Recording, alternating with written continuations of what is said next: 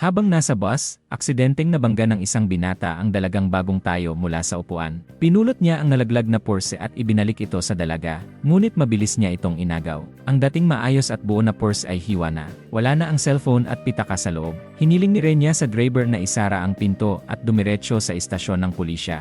Ngunit hindi pumayag ang mga pasahero, kaya maingat at malinaw niyang ipinaliwanag ang mga alituntunin ng criminal procedure. Lumabas na si Renya ay isang law student. Dahil dito, napilitan ang driver na dalhin ang bus sa istasyon ng pulisya. Sinuri ng mga pulis ang surveillance, ngunit wala silang nakitang kahina-hinala. Tinanong nila si Renya kung may pinaghihinalaan siya. Luminga siya at nakita si Jenyu at naalala ang nangyari sa loob ng sasakyan. Inisip ni Renya na siya ang may sala. Sinadya umano siyang banggain ito upang mahiwa ang kanyang purse. Napatawa na lamang si Jenyu nang may halong pagkadismaya. Ikinuwento niya ang eksaktong oras ng banggaan at itinuro ang dalagang nakaupo sa tabi ni Renya. Sa sandaling iyon, bumalik ang oras sa eksena ng krimen. Nagbanggaan ang dalawang tao at nalaglag ang purse. Napagtanto niyang nahiwa ang bag ng ito ay bumagsak. Malinaw na hindi sa loob ng bus nagsimula ang unang pangyayari. Hindi ito superpower. Ito ay memorya. Ipinanganak si Jenyu na may napakalakas na memorya. Walang detalyeng nakaliligtas sa kanya. Patuloy na inalala ni Jenyu ang bawat pangyayari hanggang sa tuluyan niyang natukoy ang magnanakaw sa bus stop. Gumamit ang magnanakaw ng razor blade upang mabilis na hiwain ang purse ni Renya. Nakasuot ito ng berdeng jacket at may gintong relo sa kanyang pulsuhan. Maging ang plaka ng sasakyan ng magnanakaw ay malinaw niyang nakita. Habang pinakikinggan ang paglalarawan ni Jenyu, pinagtawanan siya ni Renya at tinawag na hindi lamang magnanakaw kundi isang psychopath. Ngunit dumating ang hindi inaasahang baligtad ng sitwasyon. Nang suriin ng pulisya ang plaka, nalaman nilang iyon din ang sasakyang naiulat na ninakaw. Pumalakpak ang mga tao sa istasyon. Idinagdag ni Jenyu na naroon mismo sa istasyon ang salarin. Itinuro niya ang larawan sa bulletin board. Ito ay si Oh Jong-soo na may 15 hatol dahil sa pagnanakaw. Nagulat si Renya. Sa labas ng istasyon, sinabi ni Jenyu kay Renya na huwag agad humusga ng walang malinaw na resulta. Bilang isang law student, dapat ganoon din ang kanyang gawin. Pagkasabi nito, tumalikod siya at umalis. Ngunit ang sumunod na pangyayari ang tuluyang nagbago sa buhay ni Jenyu. Inaresto ang kanyang ama ng walang sapat na dahilan at ang isinampang kaso ay rape at murder. Si Jenyu lamang ang nakaalam na inosente ang kanyang ama. Ang dahilan ng pagkaka-frame sa kanyang ama ay ang lalaking nakatayo sa kanyang harapan. Sanay itong mang-api dahil sa kapangyarihan ng kanyang pamilya. Sa araw na yon, ibinuhos niya ang alak sa ashtray. Sinabi niya sa mga escort girls na kung inumin nila ito at tatahol na parang aso, ibibigay niya ang luxury car. Sa tindi ng tukso, may isang nagpadaig. Lumuhod siya, tumahol na parang aso, at nagsimulang uminom mula sa ashtray. Malakas ang tawanan ng mga lalaki habang pinapanood ang eksena. Ngunit nang matapos ang babae, sinabi ng lalaki na kailangan niyang gumapang na nakaapat upang uminom. Noon lamang napagtanto ng babae na wala itong balak tuparin ang pangako mula pa sa simula. Galit na galit siya. Bago umalis, inilipat niya ang cigarette case na nasa mesa. May nakatagong pinhole camera sa loob nito. Lumalabas na hindi siya escort kundi isang undercover agent. Ang pangalan ng lalaki ay Juwan. Sa araw na yon, nagpaplano siya ng isang party sa kanyang villa. Inutusan niya ang kanyang assistant na maghanap ng singer na makatutulong sa kanya. Kaya nahanap si Jenya. Mahirap ang pamilya ni Jenya. Lumaki siya kasama ang kanyang ama. Upang mabawasan ang bigat ng gastusin, kumakanta siya sa sideline upang kumita. Ngunit sa pagkakataong ito, nagkaroon ng trahedya. Pagpasok pa lamang niya sa harapang pinto, ramdam na ang hangin ng kalaswaan sa buong lugar. Balak ni Jenya na umalis agad matapos ang kanyang performance. Ngunit agad siyang napansin ni Juwan dahil sa kanyang kagandahan. Pagkatapos ng palabas, pinasok ni Juwan ang backstage. Inatake niya si Jenya. Wala itong nagawa kundi umiyak. Walang pag-aatubiling inayos ni Juwan ang kanyang buhok. Kinuha niya ang kanyang pitaka at inihagis kay Jenya ang isang tseke.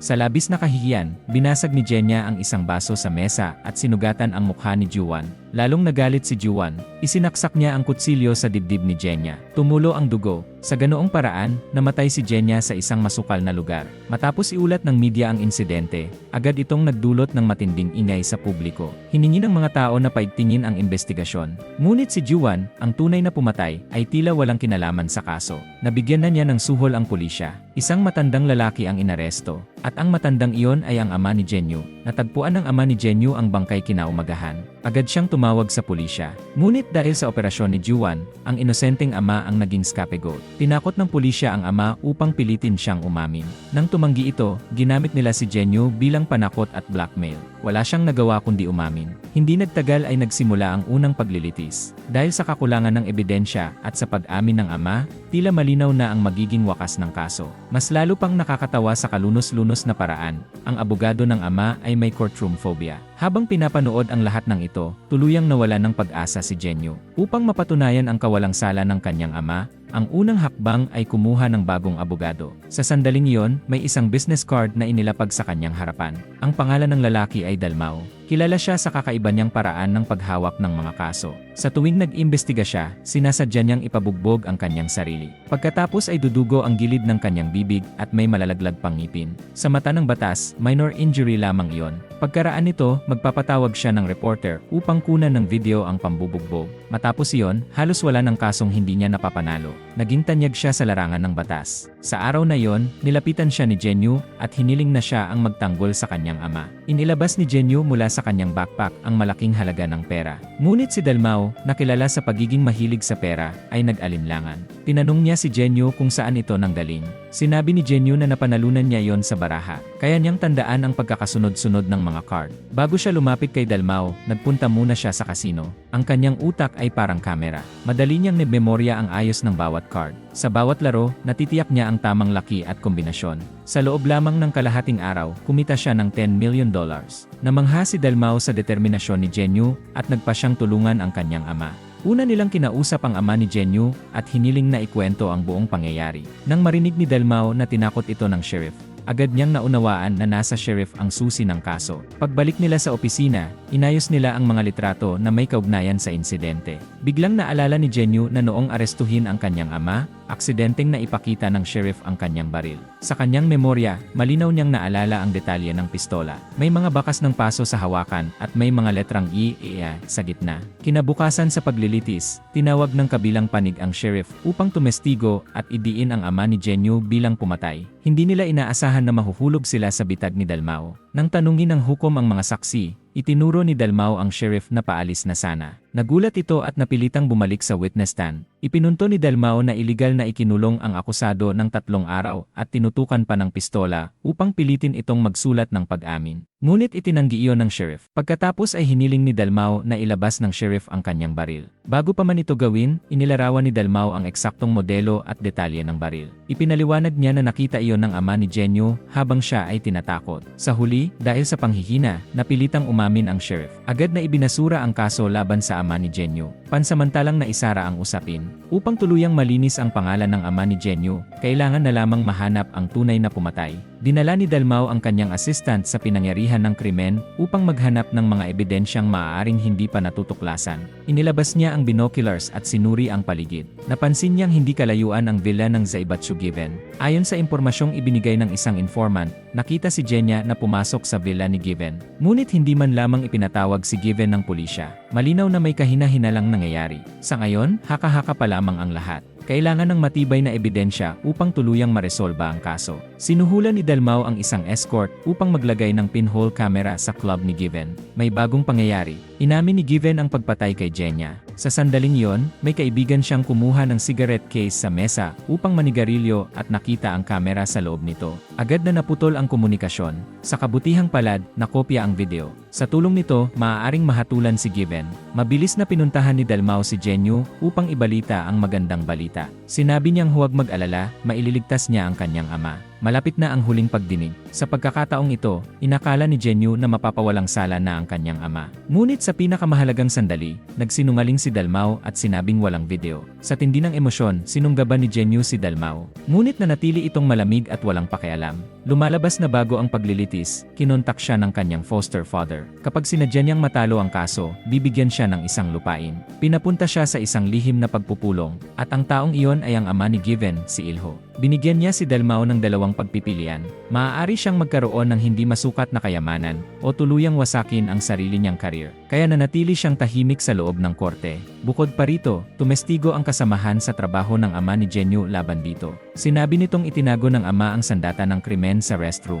Dahil dito, lalong napatunayan ang umano'y pagkakasala ng ama. Sa huli, hinatulan ng kamatayan ang ama ni Jenyo. Nang lumabas si Jenyo at makita si Donghao na nakikipagkamay sa abogado ng nagsasakdal, hindi siya makapaniwala. Kinagabihan, nagtungo siya sa opisina upang hanapin si Donghao. Sakto namang nakita niyang paalis si Giwon sakay ng kanyang sasakyan, at kasunod nito ay si Donghao na naglalakad pababa. Hindi napigilan ni Jenyo ang sarili at malakas niya itong sinuntok. Lubos siyang nadurog sa tindi ng kalupitan ng realidad. Pagkatapos nito, nag-impake siya at tuluyang nilisan ang malungkot na lugar na yon. Lumipas ang 4 na taon. Nang muling magpakita si Jenyo, isa na siyang ganap na abogado. Sa pagkakataong ito, siya mismo ang magtatanggol sa kanyang ama. Ang hustisyang hindi natupad noon ay sisimulan niyang ipaglaban muli. Hindi na siya ang dati na inosente at mahina na law student. Ang unang kasong tinanggap niya ay tungkol sa pagkamatay ng isang empleyado ng kumpanya dahil sa labis na overwork. Kinasuhan ng pamilya ang kumpanya at si Jenyo ang naging abogado ng grupo. Sa pamamagitan ng iba't ibang ebidensya at sa husay ng kanyang pananalita, na ipanalo ni Jenyo ang kaso para sa grupo. Marahil dahil sa impluensya ng nangyari sa kanyang ama, naging medyo malamig ang kanyang pananaw sa propesyon bilang abogado. Upang mas mabantayan ang galaw ng Ilho Group, umupa siya ng bahay sa malapit at doon nagbukas ng opisina. Mayroon siyang lihim na silid na puno ng impormasyon tungkol sa grupo. Isang araw, binisita niya ang kanyang ama sa bilangguan. Hindi na siya agad nakilala ng ama. Dahil sa edad at hirap ng buhay sa kulungan, nagkaroon ito ng Alzheimer's disease. Nang makita ng ama ang kwintas na iniabot ni Jenyo, saka lamang niya napagtanto na abogado na ang kanyang anak. Sa sobrang tuwa, halos hindi nito maigalaw ang mga kamay. Bigla namang tila may naalala ang ama at tinanong si Jenyo kung ginawa na ba niya ito dati. Bahagyang nalungkot ang ama sa kalituhan. Mabilis siyang inalo ni Jenyo at sinabing maniwala lamang ito sa kanya. Samantala, si Donghao na minsang natalo sa depensa ay naging ace lawyer ng Ilho Group. Dalubhasa siya sa pagsiserbisyo sa mayayaman at makapangyarihan. At si Renya, na minsang humarang kay Yongwoo sa bus at nag-iisang naniwala sa kawalang sala ng ama nito, ay naging prosecutor upang muling mabuksan ang kaso. Sa araw na yon, nagsagawa ng wrap-up meeting ang Ilho Group. Ipinahayag ni Ilho ang kanyang kasiyahan sa performance ng kumpanya. 2 tao ang partikular na pinarangalan dahil sa kanilang kontribusyon. Ang isa ay ang foster father ni Donghao na si Wu Chense. Ang isa naman ay ang vice president ng grupo. Nang makita ni Gihwan na inako ng vice president ang halos lahat ng kredito, labis siyang nainis. Pagbalik niya sa kanyang opisina, nagreklamo siya sa kanyang assistant. Upang maalis ang balakid, nagplano si Gihwan ng isang pakana. Sa taunang pagtitipon ng kumpanya, pinaupo si Hana, isang babaeng empleyado, sa tabi ng vice president. May isang lalaking empleyado na nagbuhos ng 2 baso ng beer. Hinikayat si Hana na magbigay ng love toast kasama ang vice president. Dahil sa pang-udyok ng mga tao at takot na mawalan ng trabaho, napilitan siyang sumunod. Hindi nagtagal, dumating si Hana sa istasyon ng pulisya na halos walang maayos na damit at nag-ulat ng krimen. Ikinuwento niyang sinubukan siyang salakayin ng kanyang boss sa loob ng sasakyan. Agad na inaresto ng pulisya ang vice president. Agad na umalinggaw ang insidente. Hiniling ni Jenyo sa kanyang mga kasamahan na tulungan siyang magsiyasat dahil may sarili siyang hinala tungkol sa kaso. Sa kabilang panig, kumakain si Gihwan kasama si Ilho. Inutusan siya ni Ilho na alisin ang mga taong may bahid na ng iskandalo at hindi na maaaring manatili sa grupo. May mapanuyang ngiti sa mukha ni Gihwan. Samantala, hinanap ni Renya ang team leader at nagpahayag ng kagustuhang siya ang humawak sa kasong sexual assault laban sa vice president. Hindi naniniwala ang team leader na kaya niyang lutasin ang kaso at balak niya itong akuin. Ngunit naging napakapursigido ni Renya. Sinundan pa niya ang team leader hanggang sa men's restroom at buong tapang na nakiusap. Sa huli, pumayag ang team leader. Lumapit si Gihwan kay Dongho para sa depensa. Ang hiling niya ay sadyang matalo ang kaso upang tuluyang makulong ang vice president. Malapit nang magsimula ang unang paglilitis. Batay sa ebidensya sa pinangyarihan, halos kumpirmado ang tangkang panggagahasa ng vice president. Hindi man lamang nagpakitang gilas si Dongho sa depensa. Tumayo lamang siya at tila nagpakitang tao.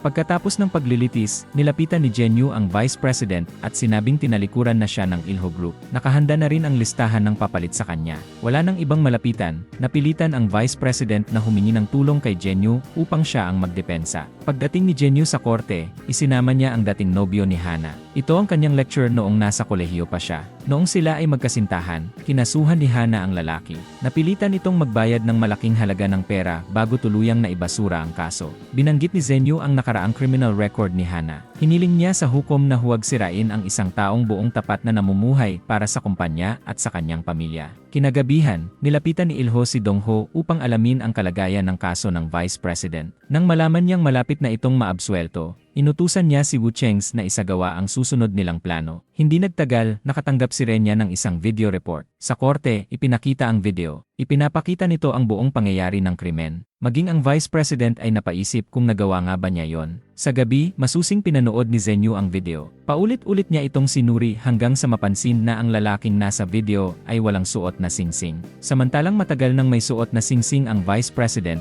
at may malalim na marka sa kanyang ring finger. Malinaw na peke ang video. Agad siyang umalis upang hanapin ang nagbigay ng black box. Tulad ng inaasahan, natagpuan niya ang lalaki sa parking lot. Nang makita ang mukha nito, mabilis na nag-react ang isip ni Zenyu. Miyembro ito ng organisasyong nagpalis sa kanya noon mula sa opisina ni Dongho. Sinundan niya ang lalaki hanggang sa isang pier, kung saan niya nakita ang utak ng plano. Si Wu Chengs ang nag-utos sa dalawang miyembro ng club na iyon at balak silang paalisin upang magtago. Lumalabas na bago pa man ang insidente, inilagay na nila ang lasing na Vice President sa sasakyan. Pagkatapos ay may ibang taong nagpanggap bilang siya. Doon nila binuo ang kasong sexual assault. Nang makita ni Zenyu na tatakas na ang mga ito, sinubukan niya silang pigilan. Ngunit hinawakan siya ni Dongho. Nang makawala siya at subukang tumakas, inabangan siya ng mga tauhan ni Dongho at ibinagsak sa lupa. Matindi siyang binugbog at wala siyang nagawa kundi panoorin silang umalis. Binalaan pa siya ni Dongho na tigilan na ang paghabol kay Yuan. Nang magtungo si Zenyu sa ospital upang magpagamot ng sugat, nakita niyang katatapos lamang operahan ang ina ni Hana. Sinabi niya kay Hana na nakita niya ang ama nito noong araw na yon. Lumalabas na nalubog sa utang ang ama ni Hana dahil sa nabigong negosyo. Upang makatakas sa mga naniningil, tumakas ito at nagtago ng mag-isa. Labis ang kanyang pagsisisi dahil hindi niya nasaksihan ang paglaki ng kanyang anak. Hinap ni Zenyu si Hana at ipinahayag ang kanyang pakikiramay sa pagkawala ng ama nito sa kanyang buhay. Pinayuhan din niya ito na huwag agawin ang ama ng ibang pamilya. Pagkatapos ay tahimik siyang umalis. Kinabukasan, nagsimula ang huling pagdinig. Inabot ng Vice President kay Zenyu ang isang sobre at hiniling na ibigay ito sa kanyang pamilya. Sinabi ni Zenyu na hindi siya matatalo at hinikayat ang Vice President na siya mismo ang mag-abot nito sa kanyang pamilya. Sa loob ng korte, itinuro ni Zenyu na ang daliring nasa larawan ay walang suot na singsing.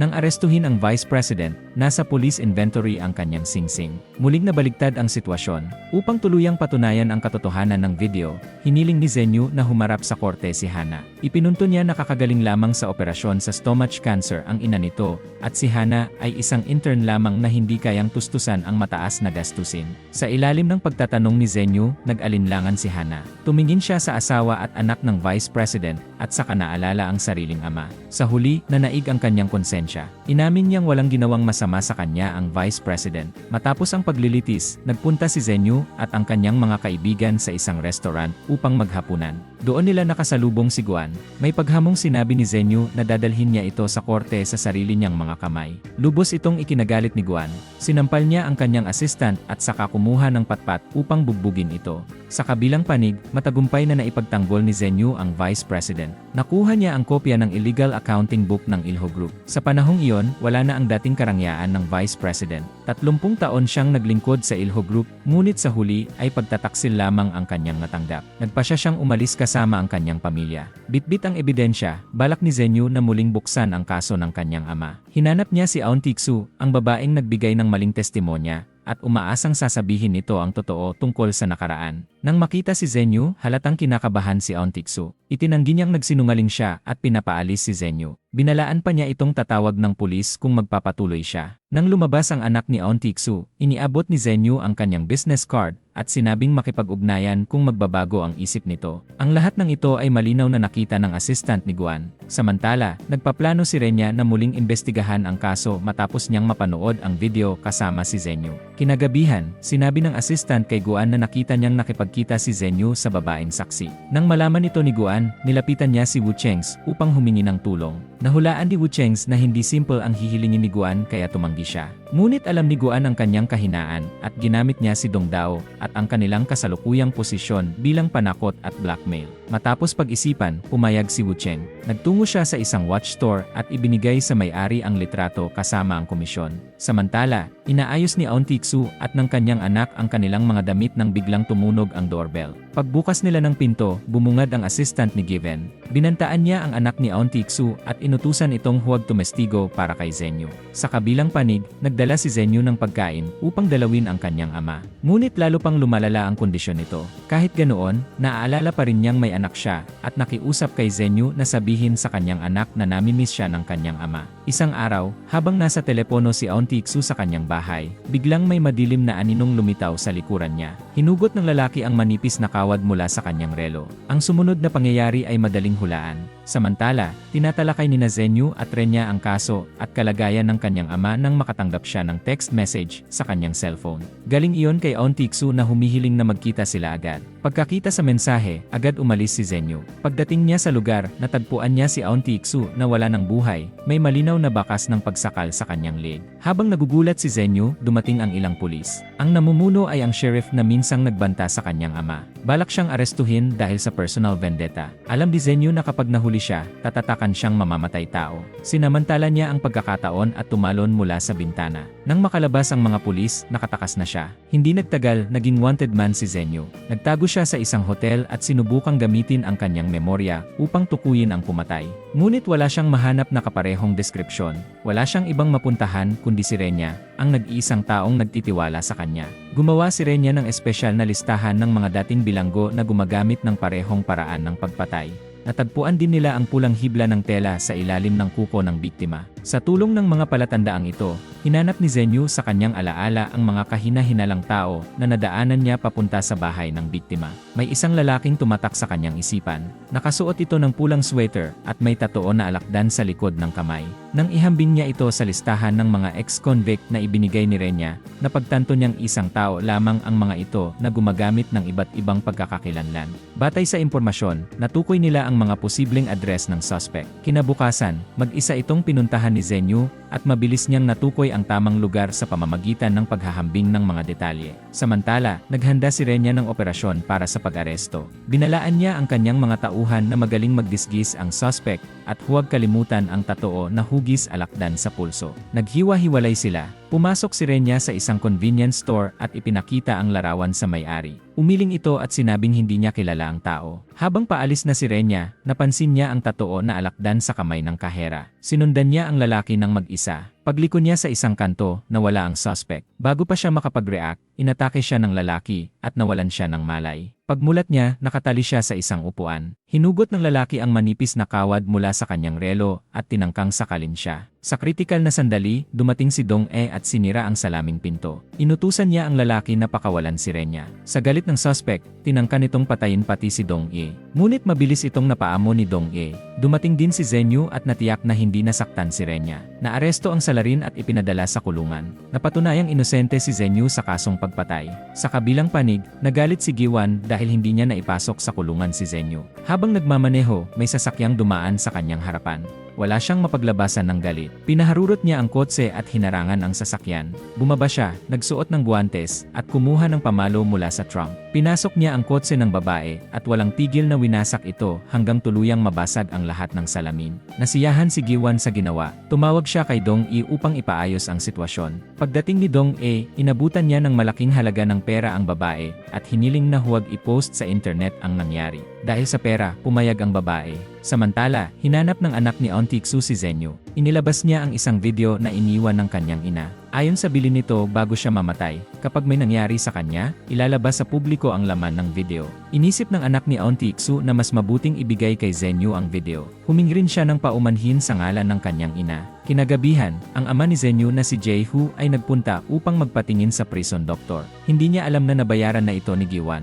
Nagsinungaling ang doktor at sinabing nagpapanggap lamang na may sakit si Jae-hyo at sinadya pa nitong hindi bigyan ng gamot. Mabilis na lumala ang kondisyon ni Jae-hyo. Kasabay nito, abala si Zenyu sa paghahanda para sa paglilitis ng kanyang ama. Bago magsimula ang unang pagdinig, ipinatawag ng direktor si Renya. Inutusan siyang makipagtulungan kay Prosecutor Choi sa kaso ng ama ni Zenyu. Ang direktor din iyon ang prosecutor na nagpakulong kay Jae-hyo noon. Dahil sa kasong iyon, umangat siya sa posisyon at naging chief. Ayon sa batas ng Korea, kailangang sundin ni Renya ang utos. Malapit nang magsimula ang unang paglilitis. Nakasuot si Renya ng uniforme bilang prosecutor at pumasok sa korte na may pag-aalinlangan. Sa huli, pinili niyang umupo sa gallery sa halip na sumama sa prosekusyon. Ikinagulat ito ni Prosecutor Choi at nagbago ang kanyang mukha sa inis. Sa loob ng korte, iniharap ni Zenyu ang video ni Aun Taek-soo bago siya pinatay.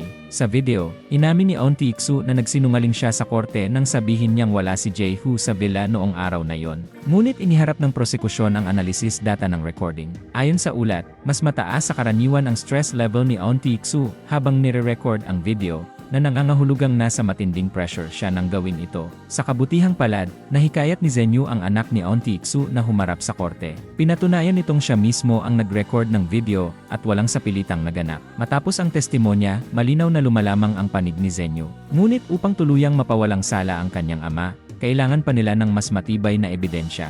Kinagabihan, ang sheriff ay nakagapos sa loob ng isang sasakyan malapit sa isang car recycling machine. Dumating ang isang sasakyan at bumaba ang kanilang boss na si Woo Chens. Matapos tiyakin ang pagkakakilanlan ng sheriff, inutusan niya ang kanyang mga tauhan na ihulog ito sa makina at saka umalis. Kahit anong pagpupumiglas ng sheriff ay walang saysay. Isa sa mga tauhan ang nagpapatakbo ng crane at handa nang ihulog siya sa pandurog na makina. Sa mismong sandaling iyon, nakabitin sa ere ang makina. Si Zenyu ang dumating upang iligtas ang sheriff. Hinila niya pababa ang driver at siya ang kumontrol sa crane. Itinutok niya ito sa mga tauhan ng grupo at napaatras ang mga ito sa takot. Dumating din si Mr. Song sakay ng kanyang sasakyan. Magkasama nilang pinakawalan ang sheriff mula sa pagkakatali. Nang habulin sila ng mga tauhan, nakatakas na sila. Bilang ganti sa pagligtas sa kanyang buhay, nangako ang sheriff na magtetestigo sa korte upang ilahad ang katotohanan ng kaso. Samantala, inusig at isinantabi ng direktor si Renya dahil sa pag-upo nito sa gallery noong unang pagdinig. Balak siyang ilipat sa isang malayong lugar upang maitago ang kanyang pakikipagsabuatan sa Nico Group. Sa galit, nagpasya si Renya na magbitiw sa tungkulin. Naniniwala siya na ang organisasyon ay dapat nagtatanggol sa karapatan ng mga tao, hindi nagsisilbing panangga ng Zaibatsu. Hindi na niya kayang manatiling prosecutor kung taliwas ito sa kanyang paniniwala. Bago umalis, binalaan niya ang direktor na kahit hindi na siya prosecutor, hahabulin pa rin niya ito hanggang sa dulo para sa mga krimeng nagawa nito. Pagkatapos, tumalikod siya at umalis. Kalaunan ay sumali siya sa law firm ni Zenyu at nagpa siyang ipagpatuloy ang pakikipaglaban para sa karapatan ng mga tao bilang isang abogado. Isang gabi sa opisina, nagdiriwang si Yang Woo dahil nakakuha sila ng mahalagang saksi. Ngunit dumating ang masamang balita. Matindi ang pananakit ng tiyan ng kanyang ama.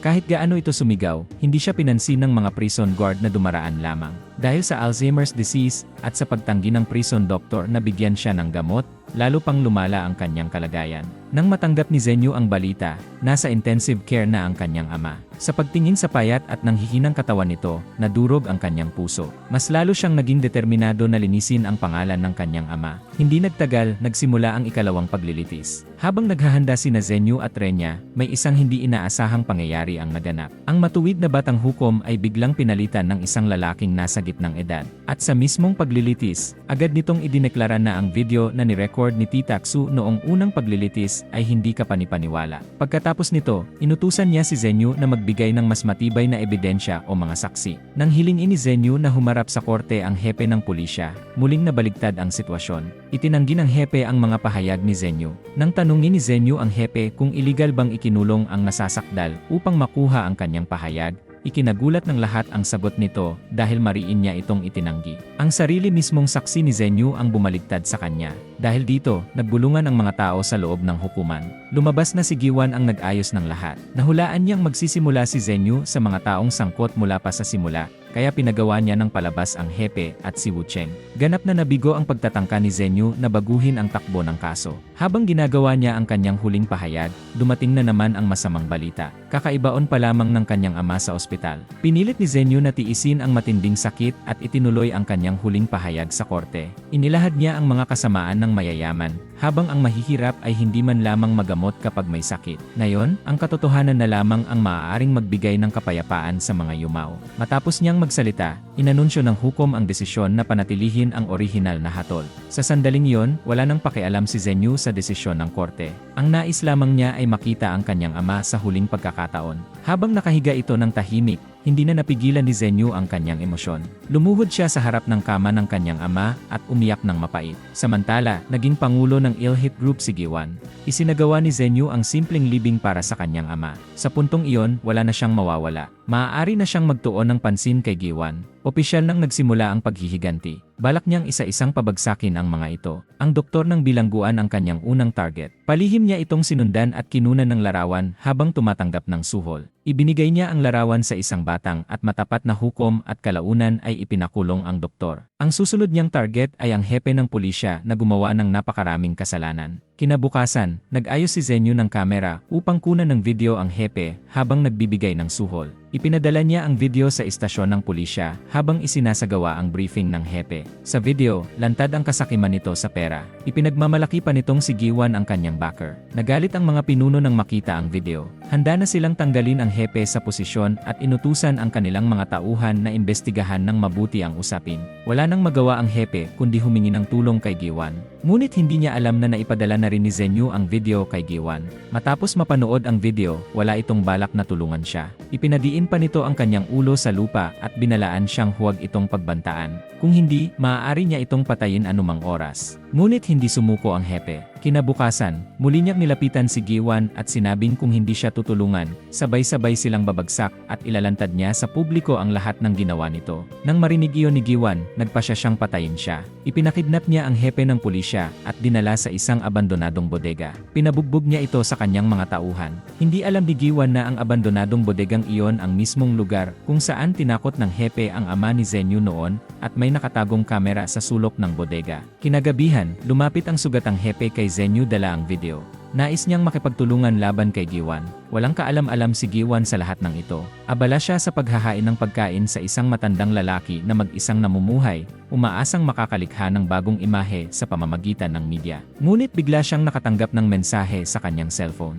Ito ang video kung saan tinali niya ang hepe ng pulisya noong nakaraang araw. Nang mapanood niya ang video, labis ang kanyang galit at hindi niya alam kung ano ang gagawin. Sa sandaling iyon, may tumawag na isang hindi kilalang numero. Sinagot ni Giwan ang tawag at narinig niya ang boses ni Zenyu sa kabilang linya. Sinabi ni Zenyu na simula pa lamang iyon. Sa sobrang galit, itinumba ni Giwan ang mesa. Nabigla ang mga matatandang naroroon sa kanyang ginawa. Samantala, iniimbestigahan na rin ang direktor na matagal nang nakikipagsabuatan kay Giwan. Tila unti-unti nang nagbabago ang lahat tungo sa mas mabuti. Isang araw, nagkaroon ng party si Giwan at ang kanyang mga kaibigan sa isang hotel. Naglagay sila ng pulbos sa isang baso at sabay nila itong ininom. Lahat ng kanilang kilos ay palihim na kinunan ng video ni Mr. Sung, ang abogado. Makalipas ang ilang sandali, maraming sasakyan ng pulis ang dumating sa ibaba ng gusali. Sinalakay nila ang pribadong pagtitipon. Nang makita ang pagdating ng napakaraming pulis, agad na tumakas si Giwan. Nakiusap ang kanyang matalik na kaibigan na sabay silang tumakas. Ngunit iniwan siya ni Giwan at nagmadaling umalis mag-isa. Sa underground parking lot, binabantayan ni Zenyu ang sasakyan ni Giwan. Nang may makitang umaalis na sasakyan, agad siyang tumawag sa pulis upang pigilan ito. Ngunit sa ikinagulat ng lahat, ang bumaba mula sa sasakyan ay ang kanyang assistant na si Subom. Nakapaghanda na pala si Giwan ng plano para makatakas. Nagtago siya sa isang banyo at tinawagan si Subom upang magpanggap bilang siya. Bagaman hindi nila nahuli si Giwan, nakuha naman ni Zenyu ang mahalagang video. Opisyal nang nagsimula ang kanilang matinding kontra-atake.